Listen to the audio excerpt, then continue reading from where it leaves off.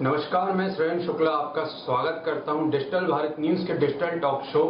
हर बार की तरह इस बार भी हमारे पास शहर के एक विशिष्ट जन आमंत्रित हैं, जिनसे हम साक्षात्कार करेंगे और उनसे बैठकर हम बातें करेंगे, जिनका नाम है मौलाना जियाउल हक चांद कारी। नमस्कार मौलाना जी, आपका हमारे शो में हार्दिक स्वागत है। मौलाना जी, दिन भर एक पवित्र जगह पर रहकर दिनचर्या व्यतीत करना कैसा रहता है आपका? दिन भर क्या करते हैं, जरा हमारे दर्शकों को बताएं। मैं सबसे पहले आप तमाम लोगों को आदाब पेश करता हूँ। हमारे भाई साहब ने सवाल किया कि दिन भर आप क्या करते हैं, तो अल्लाह तबारक व तआला ने कुरान पाक के अंदर इरशाद फरमाया, वमा खलक़तुल जिन्ना वल इंसा इल्ला लियअबुदून, और हमने जिन्नात और इंसान को अपनी इबादत के लिए पैदा किया है। तो जो मालिक सारी कायनात का है, हम उसकी पूजा करते हैं, उसकी इबादत करते हैं और मानवता की सेवा करते हैं। एक पाक साफ जगह पे दिन रात रहने के बाद बार बार मन में प्रश्न जरूर आता है कि क्या होता है ये इस्लाम है क्या, इसके क्या पर्याय हैं? इस्लाम एक पवित्र मजहब का नाम है। इस्लाम के मायने ही अमन और शांति के हैं। इस्लाम ने अपने मानने वालों को हमेशा अमन का पैगाम दिया है और इस्लाम ने यही पैगाम दिया है कि जहाँ भी रहो अपने मुल्क के वफादार बन के रहो और जो अल्लाह और उसके रसूल का कानून है उस पर अमल करते रहो और मानवता की सेवा करते रहो, इंसानियत के काम आओ, जुल्म के खिलाफ आवाज़ बुलंद करते रहो, हक का साथ दो और जालिमों की हमेशा मुखालफत करते रहो। परंतु मौलवी जी, आप देश के जिस प्रकार से हालात हैं, कहीं ना कहीं अमन और शांति कम दिखती है, कम देखने को मिलती है। क्या कहना चाहेंगे आप दर्शकों से? कि मानने वाले जो अमन और शांति फैलाते हैं उन्हीं को इस्लामी कहा जाता है, उन्हीं को मुसलमान कहा जाता है। इसलिए कि इस्लाम के मायने मैंने पहले ही बता दिया कि इस्लाम के मायने हैं अमन और शांति के, और इस्लाम ने अपने मानने वालों को अमन और शांति का पैगाम दिया है।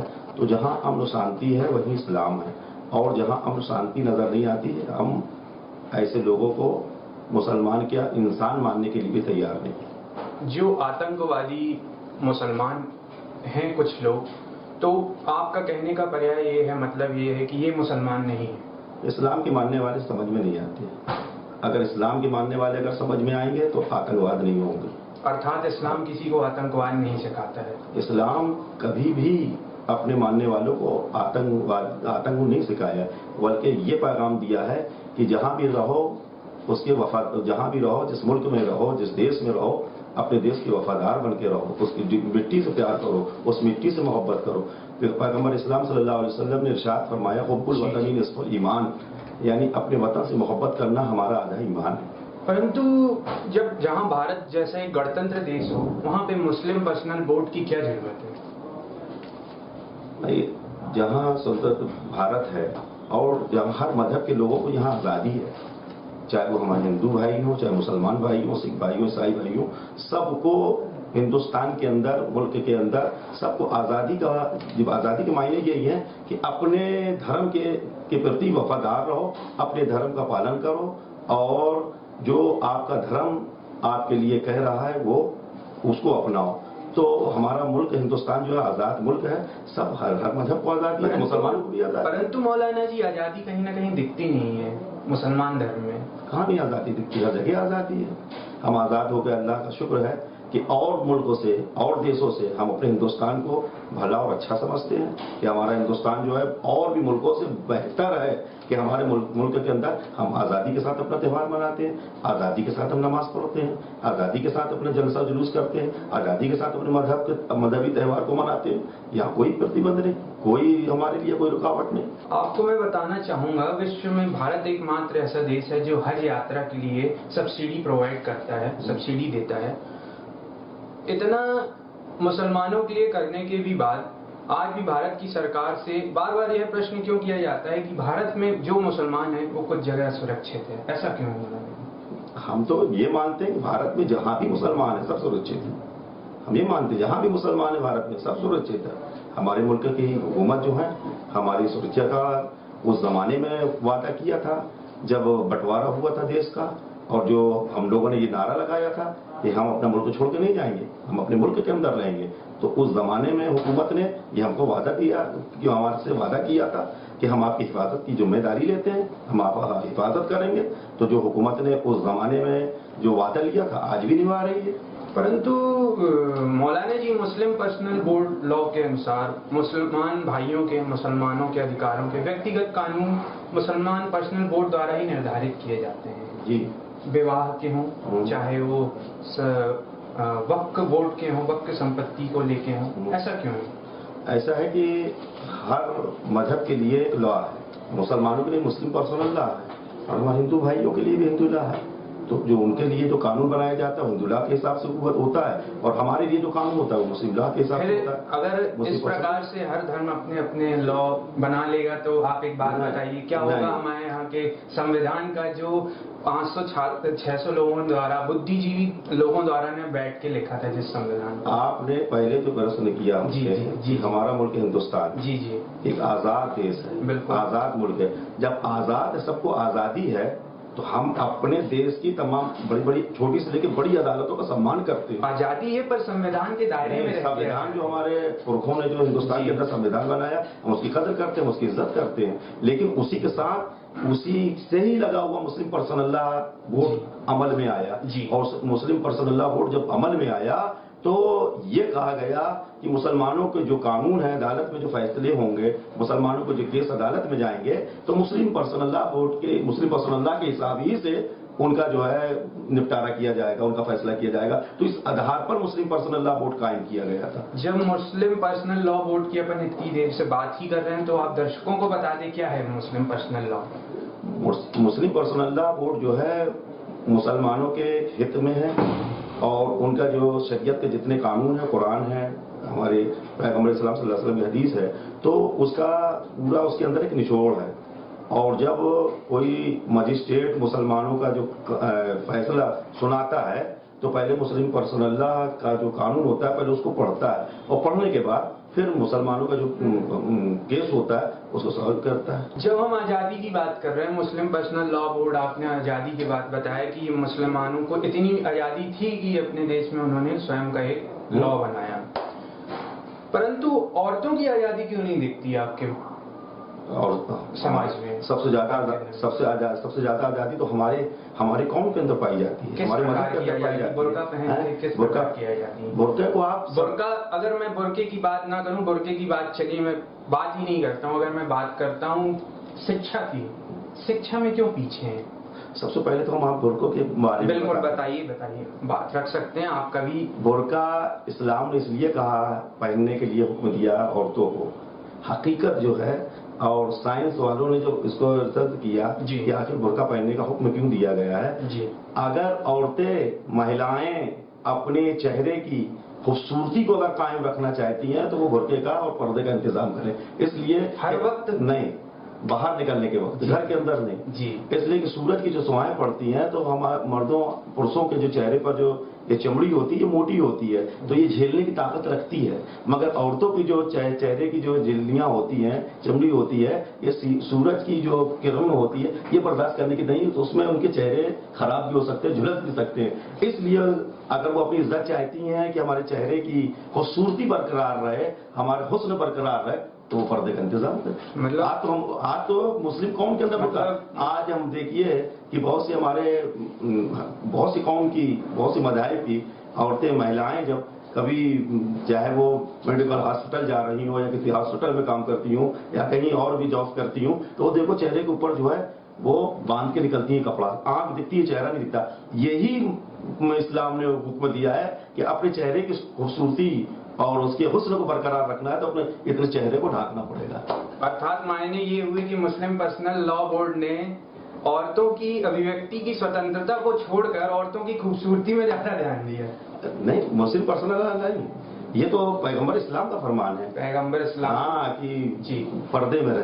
अच्छा। पर्दे की चीज है। अच्छा। और जहाँ तक आपने सवाल किया है शिक्षा के बारे में जी, तो शिक्षा में मुसलमानों के लिए ये नहीं कहा गया है कि औरतों को, महिलाओं को शिक्षा न दिलवाया जाए, परंतु शिक्षा का स्तर कम दिखता है। शिक्षा की मात्राएं, अगर एक सर्वे किया गया तो उसमें पता चला कि बहुत ही कम मात्राएं ये उनकी भूल है, पढ़ाई की है। ये उनकी भूल है। जिन लोगों ने जो है अपने घर की बेटियों को और लड़कियों को जिन लोगों ने पढ़ने के लिए नहीं पहुंचाया है, ये उनकी गलती है। इसलिए कि इस्लाम तो तालीम का हमेशा पैगाम देता रहा और दायित्व करता रहा कि तालीम हासिल करने के लिए उन्होंने कहा, पैगंबर इस्लाम कहाँ अरब है और कहाँ चीन है।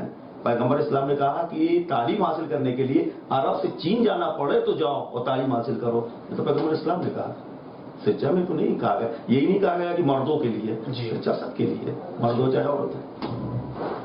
माफ कीजिएगा, ऐसा दिखता नहीं है। ये अपनी भूल है जी। और हमको चाहिए, हम तो आह्वान करते हैं पूरी कौम से, मुस्लिम कौम से, कि अपनी अपनी बेटियों को पढ़ाओ, उनको उनके पैर पर खड़ा करवाओ, इसलिए कि वो पूरी हमारे मुल्क की तरक्की के लिए कांधे से कांधा मिला के। बहुत ही अच्छा संदेश दिया है मुस्लिम समाज के लिए हमारे मौलाना साहब ने। परंतु एक देश जहाँ पे 12वीं सदी से आप लोग रह रहे हैं, अपना मुल्क मान रहे हैं, और जहाँ देश में बड़े बड़े हिंदू, मुस्लिम, पंजाबी, सिख, ईसाई सभी धर्मों के लोग रह रहे हैं, उस वक्त ये धर्मांतरण की बातें जब सुनने में आती हैं, धर्म को दूसरे धर्म में जाने की बातें आती, तो कैसा मन में महसूस करते हैं आप? पहले तो आपने 12वीं सदी का नाम लिया कि 12वीं सदी से आप रहते हैं। 12वीं सदी से आपके लोग यहाँ पे थे? नहीं, काफी समय पूर्व से। ये गलत है। जी जी। जो मुसलमान हिंदुस्तान का है, जी जी, वो हिंदुस्तान की मिट्टी ही से पैदा हुआ है। जी जी। मुसलमान जो बना है, जी जी, तो कोई विदेश से नहीं आया है मुसलमान। जी जी, हिंदुस्तानी ही से है। इसलिए परंतु यहाँ के कुछ लोग यहाँ को अपना नहीं मानते, तभी अपने देश में असहिष्णुता वाली बातें सामने आ जाती हैं। अरे वो लोग बेवकूफ हैं। जी, हम तो कहते हैं कि वो लोग शिक्षा से बहुत दूर हैं। जी जी, जो लोग इस देश को अपना देश नहीं मानते। अरे जहाँ तुमने पैदा हुए हो, जन्म लिए हो, और कयामत तक जहाँ तुम्हें दफन होना है, तुम उसको, उस मिट्टी से प्यार नहीं करोगे तो कहाँ जाओगे, किस मुल्क में रहोगे? जी। इसलिए किसी मिट्टी से हमने जन्म लिया और इसी मिट्टी में हमको कयामत तक रहना है, और हमको इसी दिन मिट्टी से कयामत दिन उठाया जाएगा।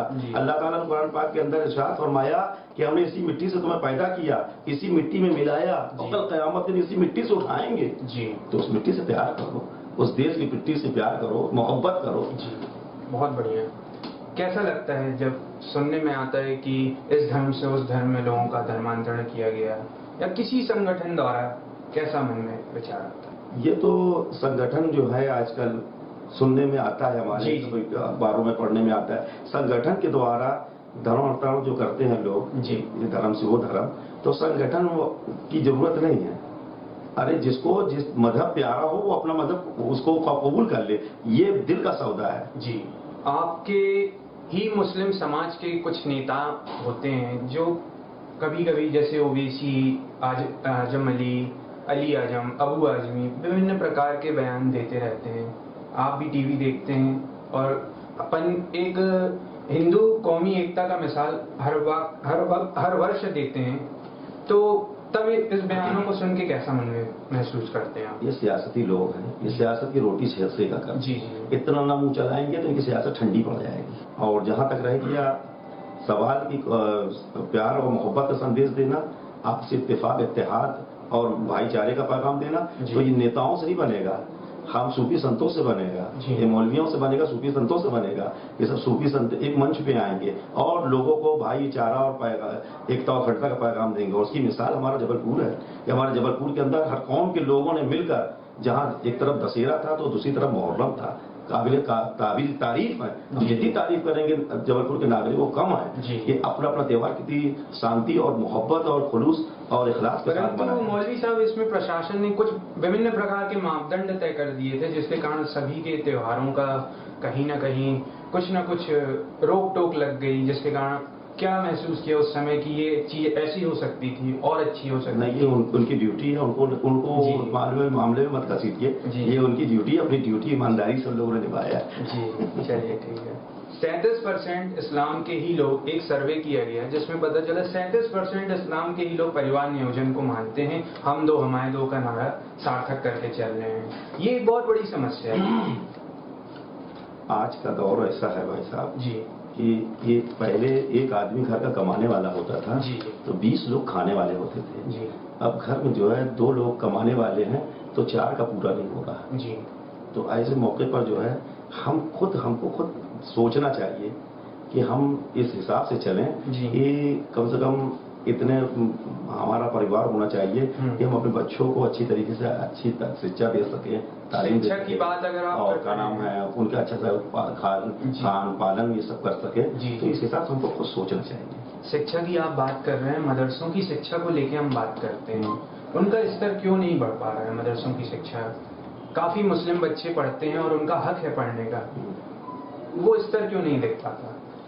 मदरसे में आज पहले जो है सिर्फ दीनी तालीम दी जाती थी जी। लेकिन आज तरक्की इतनी बढ़ती चली जा रही है कि हमारे बहुत से मदरसे जो हैं मॉडल किस्म के हो गए हैं। जी। तो आज कंप्यूटर की शिक्षा भी दी जा रही है। कुछ मदरसे तो ऐसे हैं कि जिसमें इंग्लिश, हिंदी और आगे तक की पढ़ाई का भी इंतजाम किया गया। और कमाल तो ये है कि उस मदरसे के अंदर कि बहुत से मदारिस हमारे ऐसे हैं कि जो सिर्फ मुसलमानों ही का पैसा उसमें लगा रहता है, चंदा देते हैं, अपना ज़कात है, सदकात है, फितरात है, ये सब दे के वो जो है अपने मदरसे को की मंजिल पे मंजिल बढ़ा रहे हैं और तालीम की तरफ ध्यान दे रहे हैं। काबिल मुबारकबाद वो लोग हैं और जो अपने बच्चों को तालीम देने के लिए वहाँ पहुँचाते हैं वो भी काबिल मुबारकबाद। परंतु मौलवी जी, कहीं ना कहीं मदरसों पे भी सवालिया निशान लगते हैं। मदरसों द्वारा आतंकवाद, इस सब की बातें कहाँ से आती हैं सामने? जब कोई मदरसे के ऊपर आतंकवाद और इस किस्म की बातें करता है जी। तो ऐसा लगता है कि इसने तवारीख को पढ़ा नहीं है। जी। हिंदुस्तान की आज़ादी के नारों को उसने समझा नहीं है। जी। यही वो मदरसे हैं, यही वो दीनी मदरसे हैं जहाँ से फजल हक खैराबादी ने इसी मदरसे से इनकलाब जिंदाबाद का नारा लगाया था। यही वो मदरसे है जिस मदरसे से अंग्रेजों को भगाने के जिहाद के फतवे दिए गए थे। यही वो मदरसे है जहाँ से आज़ादी के परचम लहराए गए थे। फतवे की बात की आपने, क्या है होता है ये फतवा? फतवा ये होता है कि एक आदमी प्रश्न लिखता है, सवाल लिखता है और सवाल लिखने के बाद कि फला मुफ्ती साहब के पास जाता है, जो हमारे मुफ्ती होते हैं, जैसे हमारे शहर में मुफ्ती आजम मध्य प्रदेश मौलाना महमूद अहमद साहब कादरी, ये पूरे मध्य प्रदेश के अहले सुन्नत और जमात के मुखिया हैं। उनके पास जब तहरीर जाएगी, वो सवाल जाएगा, तो उसके नीचे फिर वो शरीयत की रोशनी में जो कुरान और हदीस में है उस हिसाब से वो जवाब लिखेंगे और वो जवाब मानना पड़ेगा, हर हाल में मानना पड़ेगा। और अगर नहीं मानेगा तो फिर इस्लामी नहीं ना, गैर इस्लामी। तो चाहे वो संविधान के दायरे में हो या ना हो, नहीं तो भी मानना नहीं। संविधान के मामले में फतवे नहीं जाते हैं। जी। अगर जो लोग टीवीओ में बैठ कर बहस करते हैं और फतवे की बात करते हैं तो वो राजनीति करते हैं। फतवा, उसको फतवा नहीं कहते हैं। ये तो अपनी राय दे रहे हैं, अपनी बातें रख रहे हैं, फतवा नहीं है वो। फतवा तहरीर लिखा जाता है, सवाल, और उसका जवाब दिया जाता है, वो उसको फतवा कहा जाता है। अच्छा, मुसलमान पहले से ज्यादा शिक्षित हैं, हाँ, इस बात को हम बोलना चाहेंगे, परंतु अभी भी गणना अन्य समाजों से कम है, अभी भी कहीं ना कहीं पिछड़े हैं युवा वर्ग। ऐसा है कि मुसलमानों के अंदर जो है, सब मुसलमान तो नहीं, कुछ मुसलमान ऐसे हैं कि जो गरीबी झेल रहे हैं। अब थोड़ा सा बच्चा हुआ तो पाना पिंचिस देके क्यों बना, तो एक छोटे से बच्चे को पाना पिंचिस देना, वो गरीब, जहाँ उनके हाथों में कॉपी किताब देना। हम तो ये जानते हैं कि बच्चों के हाथ में पाना पिंचिस नहीं, कलम दो। जी। ये पाना पिंचिस से देश आजाद नहीं हुआ है। जी। कलम की ताकत से देश आजाद हुआ है। बिल्कुल सही बात, नहीं दिखती, कलम की ताकत तो बहुत है, कम दिखती है।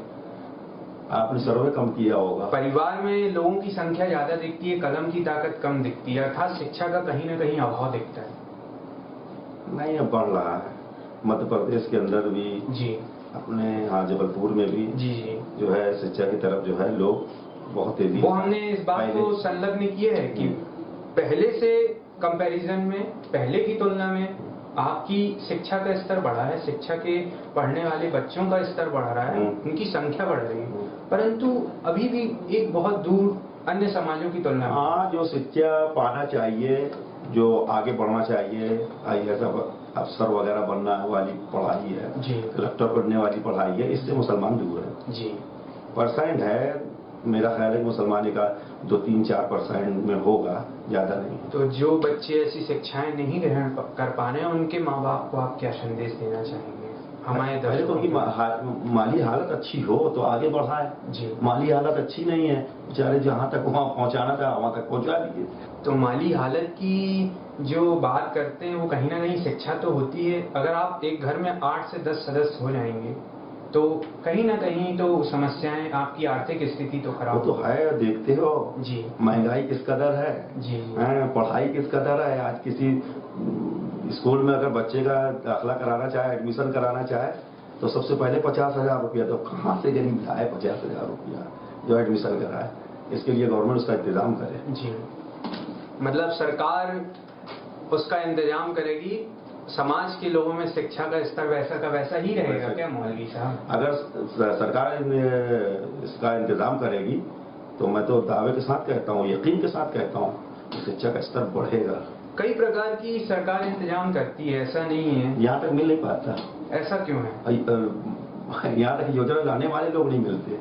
मतलब योजनाओं का क्रियान्वयन, हमारे पार्षद जो चुन के बैठते हैं जी, चुने जाते हैं, किनारे रहते हैं, योजना के बारे में बताते नहीं हैं जी वार्ड के अंदर। तो गरीब कहाँ जाएगा, कैसे मालूम होगा उसको कि हमारी पढ़ाई के लिए गवर्नमेंट इतना बजट पास की है, इतना बजट है और वो यहाँ तक बढ़ाने के लिए कुछ बताते ही नहीं। गवर्नमेंट की समस्याएं हैं, सरकार की समस्याएं हैं, समाज में शिक्षा का अभाव जो है, सरकार की क्रियान्वयन में कहीं ना कहीं कमी है। महिलाओं को लेके काफी खराब स्थिति है इस्लाम में। फिर से मैं यही सवाल आपके समक्ष रखूंगा, महिलाओं को आज़ादी नहीं है, कहीं ना कहीं महिलाएं बच्चे पैदा करने की मशीन है। ऐसी आज़ादी शायद है कि कहीं देखने को मिलेगी जी किसी मढ़ाई में जी, कि निकाह के टाइम जब दो गवाह और काजी जो वकील उसका बनेगा वो जाएगा पूछने के लिए कि फला के साथ तुम्हारा निकाह हो रहा है, तुम्हें मंजूर है कि नहीं है। अगर वो ना कह दे तो कोई ताकत उसके साथ निकाह नहीं कर सकती जी, कोई ताकत उसके साथ निकाह नहीं करवा सकती जी। अगर जब तक वो हाँ ही 3 दफा कह देगी जी, कब जाके उसके साथ निकाह, कितनी आजादी चाहिए। परंतु पुरुष को ज्यादा आजादी है। हाँ, वो एक से ज्यादा भी अपनी पत्नियां रख सकते हैं।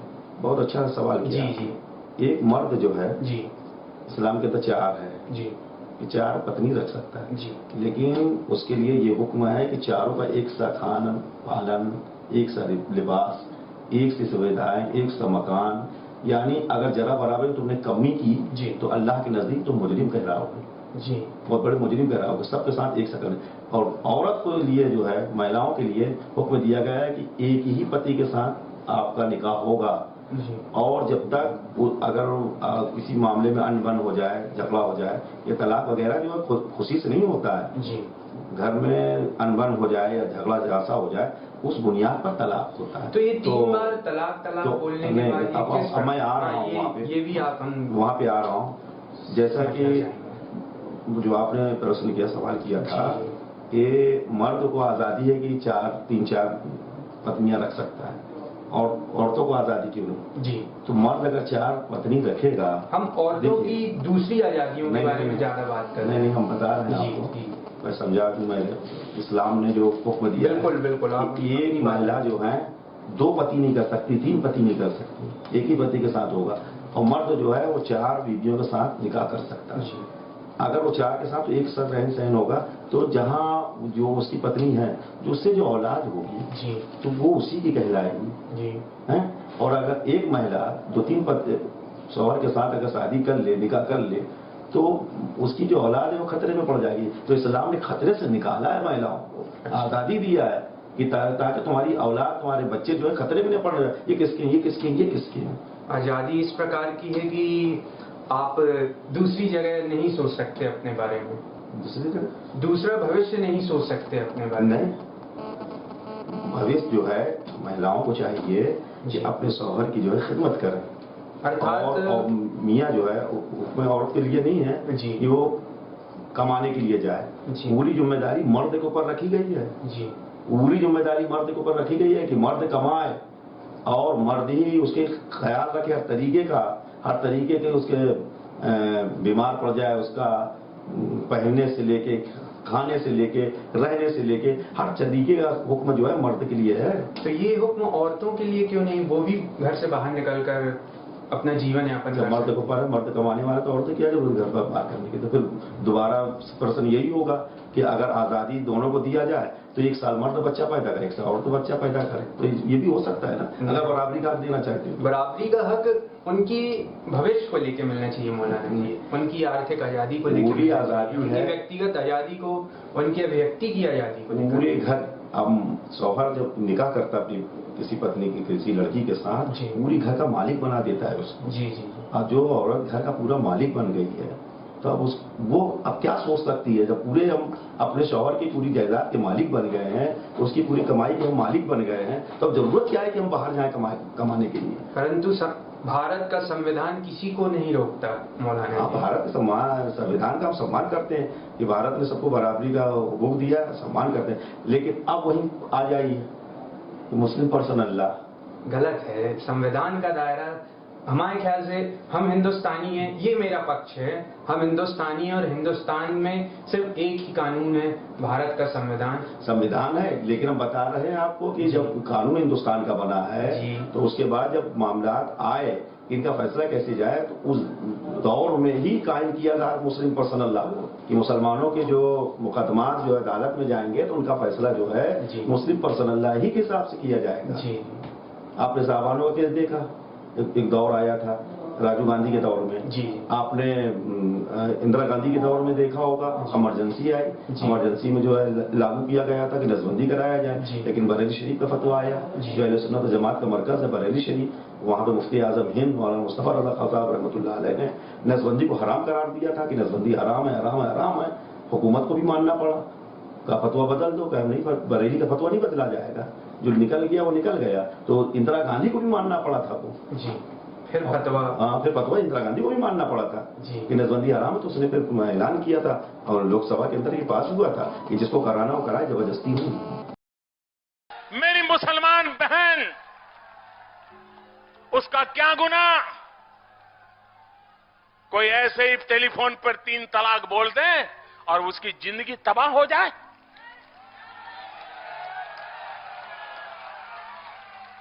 क्या मुसलमान बेटियों के हकों की रक्षा होनी चाहिए कि नहीं होनी चाहिए? क्या मुसलमान माताओं बहनों को रक्षा मिलनी चाहिए कि नहीं मिलनी चाहिए? क्या मुसलमान बहनों को समानता का अधिकार मिलना चाहिए कि नहीं मिलना चाहिए? कुछ मुस्लिम बहनों ने अदालत में अपने हकों की लड़ाई लड़ी। सुप्रीम कोर्ट ने हमें पूछा कि आप भारत सरकार क्या कहती है।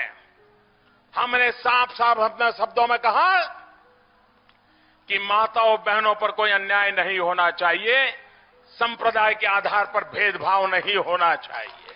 हिंदुस्तान की कुछ पॉलिटिकल पार्टियां वोट बैंक के भूख में 21वीं सदी में मुस्लिम औरतों के साथ अन्याय करने पर तुले हुए हैं। ये कौन सा न्याय है?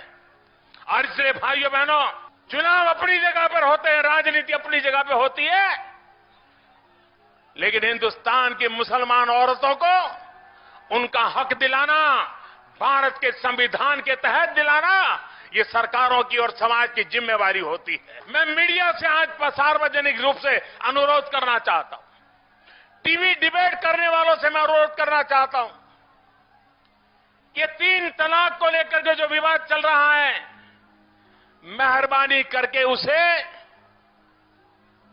सरकार और विपक्ष का मुद्दा न बनाएं। मेहरबानी करके उसको भाजपा और अन्य दलों का मुद्दा मत बनाएं। मेहरबानी करके उसको हिंदू और मुसलमान का मुद्दा न बनाएं।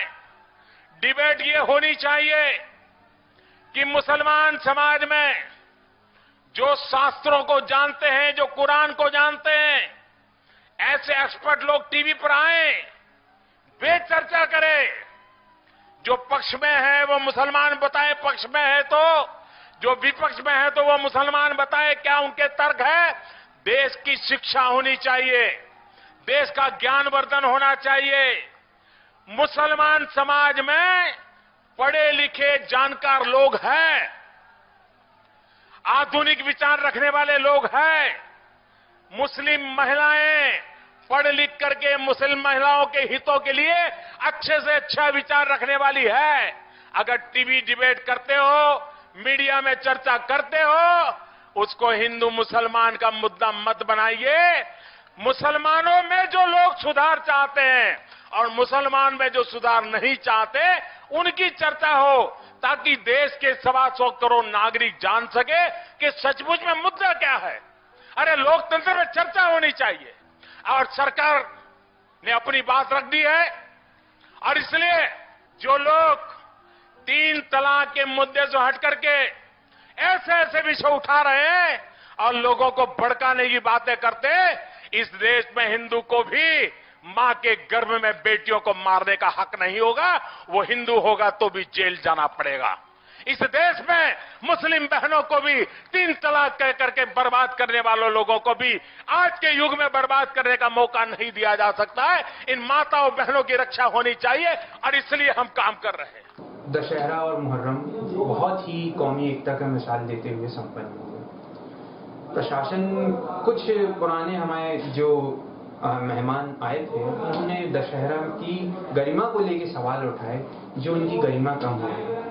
आपके अपने त्योहार के बारे में बताएं, कैसा लगा जब कुछ रोक टोक प्रशासन द्वारा? अरे तो यही तो कहते हैं अपने आप के हम जबलपुर के अंदर एकता के अंदर एक दूसरे की मोहब्बत कितनी है। जी जी। हिंदू की मोहब्बत मुसलमान की तरफ, मुसलमान की मोहब्बत हिंदू की तरफ, कि अपने अपने अरमानों को कम कर दिया, लेकिन जबलपुर की एकता को टूटने नहीं दिया।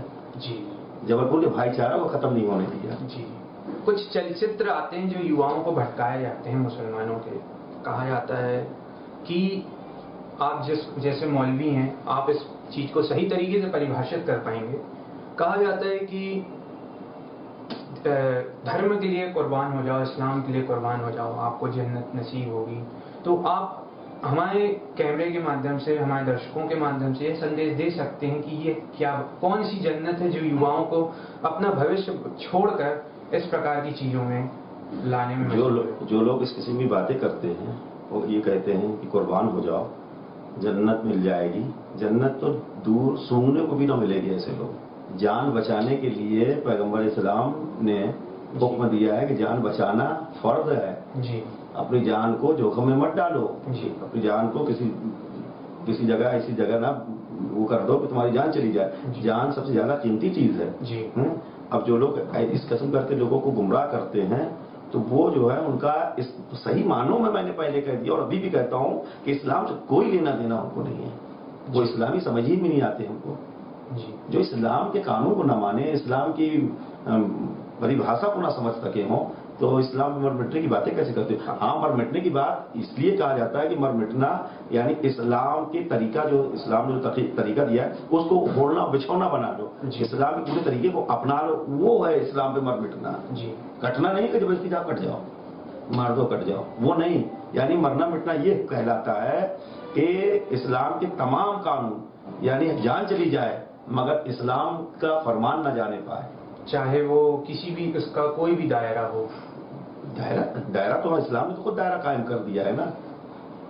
इस्लाम ने दायरा खुद कायम किया, इसी दायरे के अंदर रहो, इस दायरे से बाहर मत निकलना। परंतु कुछ लोग इस दायरे को तोड़कर इस्लाम की नई परिभाषा लेकर आगे। हाँ, जो इस्लाम के दायरे को तोड़ता है और युवाओं को बरगला रहे हैं, बदल रहे हैं, जिनका एक उद्देश्य ही बदल जाता है। जो इस्लाम के दायरों को तोड़ रहे हैं वो इस्लाम के कानून को तोड़ रहे हैं। और जो इस्लाम का कानून तोड़ते हैं वो इस्लामी नहीं कहलाते, वो मुसलमान नहीं कहलाते। अरे मुसलमान क्या, हम तो इंसान मानने को भी तैयार नहीं है। हम तो बार बार कहा करते हैं कि लोगों, ये मेरे भाइयों, जो कुछ करो सोच समझ के करो, जोश और बड़े जोश और होश के, जोश तो है तुम्हारे अंदर मगर होश भी कायम रखो।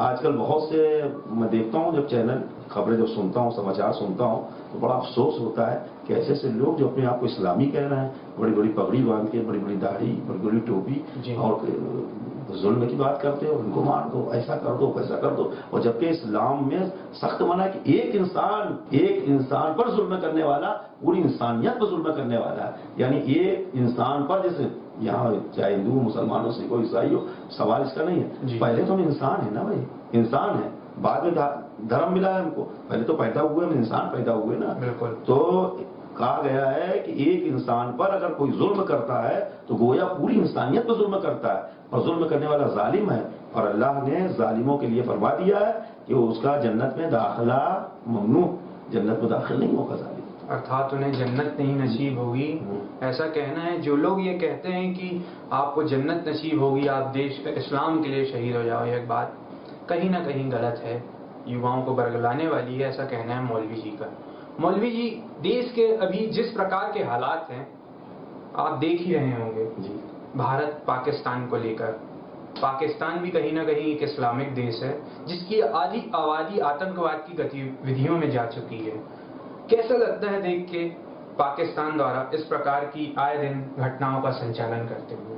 पेपर के माध्यम से आपने उस पढ़ा होगा, देखा होगा, मैंने भी मोमबत्ती जलाया जी, और शांति की दुआएं मांगी कि हम लोग शांति रहे, और मैंने कड़े लफ्जों में जो है पाकिस्तान की मजम्मत किया जी, और अब भी बात को मजम्मत करता हूँ कि पाकिस्तान होश में आए, होश में रहे, इसलिए कि घर को आग लग गई घर के चिराग से, कहीं ऐसा ना हो कि जो जुल्म का चिराग पाकिस्तान अपने देश के अंदर जला रहा है, कहीं उसकी लौ और की लपट से पूरा पाकिस्तान न जल जाए जी। उस दिन को का इंतजार करे पाकिस्तान, इसलिए कि पड़ोसी मुल्कों पर हमला करना और करवाना छोड़ दे जी, और वो शांति के साथ रहो, हमको भी शांति के साथ जीने दो। जी।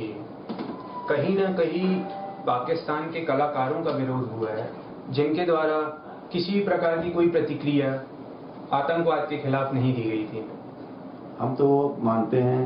अभी मेरा प्रश्न पूर्ण नहीं हुआ है, तो आप इस बारे में क्या बोलेंगे, क्या कहेंगे कि वो भी एक इस्लाम से ही कहीं ना कहीं उन्हीं का इस्लाम का ही अनुकरण करते हैं, परंतु देश में आके, हमारे देश में आके अपना आर्थिक स्तर बढ़ाते हैं और उसके बाद अचानक ही कोई स्टेप नहीं लेना आतंकवाद के खिलाफ, कुछ भी बातें नहीं करना। क्या उनका विरोध सही है आम जनता के बीच? सबसे पहले तो हम ये कहना चाहेंगे कि पाकिस्तान के कलाकार हों चाहे हिंदुस्तान के कलाकार हों, हमारे हिंदुस्तान के कलाकार पाकिस्तान में जाएं, वो उनका सम्मान करें, वहाँ के कलाकार यहाँ आए, इसलिए कि कलाकार हैं वो तो सबके मन को मोहने के लिए आते हैं, मनोरंजन के लिए आते हैं। परंतु तो मौलवी जी किसी प्रकार की उनकी तरफ से कोई प्रतिक्रिया नहीं आती। हाँ, ये उनकी भूल है कि अगर यहाँ हमारे देश के अंदर आए हैं और पाकिस्तान की तरफ से अगर इस तरीके से आतंकवाद हमारे देश के अंदर हमारे देश के जवान और सैनिकों के ऊपर इस तरीके से हमला करता है, तो कम से कम उनको भी निंदा करना चाहिए कि ये गलत हुआ है। परंतु आपका ये कहना है कि उनका यहाँ पे कलाकार होकर कार्य करना सही है? नहीं, कार्य करना सही नहीं है कार्य अलग बात है जी, और कलाकार अलग बात है जी, और जो लोग कलाकार हैं जी, तो वही ऐसा है कि जैसे क्रिकेट के खिलाड़ी हैं जी, फुटबॉल हैं, हॉकी है, हम ऐसे लोगों के लिए यही कहते हैं जो अच्छा खेल खेलता है। मतलब दबे शब्दों में उनका समर्थन ही कर रहे हैं? समर्थन नहीं कर रहा हूँ मैं। जी, अगर कलाकार हिंदुस्तान के अंदर है जी, और ऐसी बात हिंदुस्तान के अंदर हुई, जैसे अभी हमारे सैनिक में जो है मार दिए गए, सैनिकों में 4 से 5 मुसलमान शहीद थे जिन्होंने अपनी देश की रक्षा की खातिर प्राणों की आहुति दी। हाँ, तो उन लोगों को चाहिए था कि अपने देश की तरफ उनको निंदा करना चाहिए था, मजम्मत करना चाहिए था, जो किया गलत किया, वो कलाकारों को भी कहना चाहिए था। जो ऐसे कलाकार अगर निंदा ना करें तो हम समझते हैं कि फिर वो उनका कलाकारी क्या देखना है यहाँ। जी। लव जिहाद, इस प्रकार की बातें सामने आती हैं।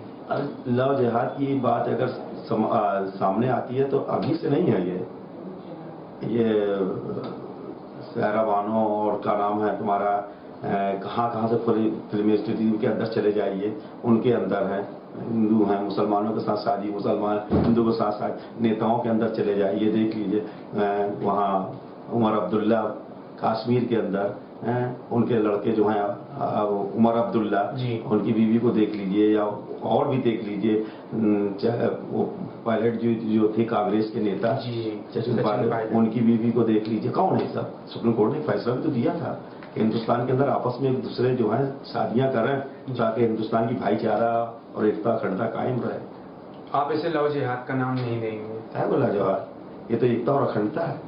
जमीनों में ऐसा आरोप लगाया जाता है कुछ संगठनों द्वारा, हिंदू संगठनों द्वारा, जमीनों में धीरे धीरे कब्जा करके मजार बना के वहाँ पे झंडा फहरा के कब्जा किया जाता है। इसका उन्होंने लैंड जिहाद का नाम दिया है। जहाँ झंडे गाड़ दिए जाते हैं, मज़ार बना दिए जाते हैं, इस्लाम वो ऐसी मज़ारों को मज़ार नहीं मानता।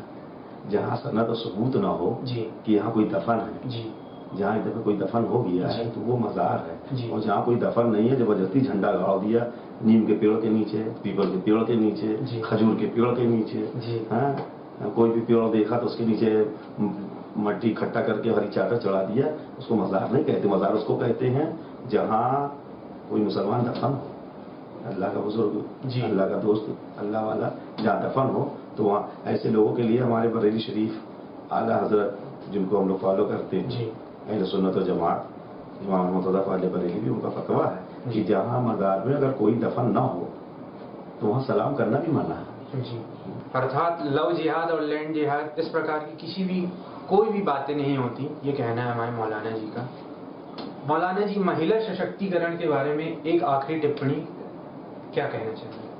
ऐसा समझाइए। महिला सशक्तिकरण, महिलाओं के अधिकार वर्चस्व को लेके जो इस्लाम में लड़ाई नहीं दिखती, उसको लेके क्या बात चाहेंगे? इस्लाम में लड़ाई नहीं दिखती। अरे महिलाओं को कितना सम्मान दिया गया है, और क्या नाम है, महिलाओं को बढ़ाने पढ़ाने आगे बढ़ाने के लिए इस्लाम ने खुद हुक्म दिया है। जी बढ़ रही हैं। जी। अगर महिलाएं बढ़ी ना होती तो आज नजमा हेपतुल्लाह मंत्री कैसे बन गई होती। जी। और भी हम नाम नहीं आ पा रहे हैं मुंह पे। हाँ, इस बार याद नहीं आ रहा, नहीं तो बहुत से नाम गिना देता हूँ। अर्थात नाम याद नहीं आ पा रहे हैं तो कहीं ना कहीं नामों की कमी ही होगी। नहीं, नाम है यार।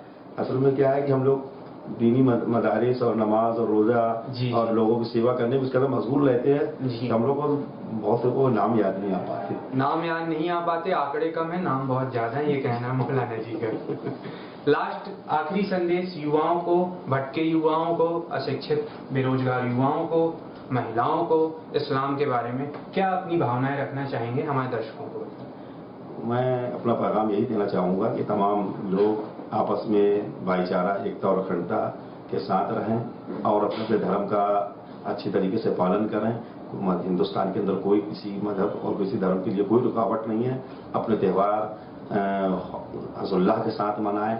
अपने जिसका जो इबादत करने का तरीका है, इबादत आज़ाद होकर मनाएं। और नौजवानों से गुजारिश है कि वो ऐसे लोगों के भड़काव में कभी ना आए कि जो लोग इस्लामी चोले में, इस्लामी लिबास में आते हैं और लोगों को गुमराह करते हैं, और गुमराह करके जो है वो जन्नत से निकाल कर जहन्नम की तरफ ले जाने की कोशिश करते हैं। ऐसे लोगों की बात ना आए। और आज के नौजवानों से मैं भी यही अपील करना चाहता हूं कि वो आने वाली संतानों को अच्छी तरीके से पढ़ाएं, लिखाएं, इतना पढ़ाएं कि देश की तरक्की के लिए कांधे से कांधा मिलाकर चलें, और हमारा ऐसी शिक्षा हो, आम हो जाए कि हमारे हिंदुस्तान का नाम पूरी दुनिया में रोशन हो।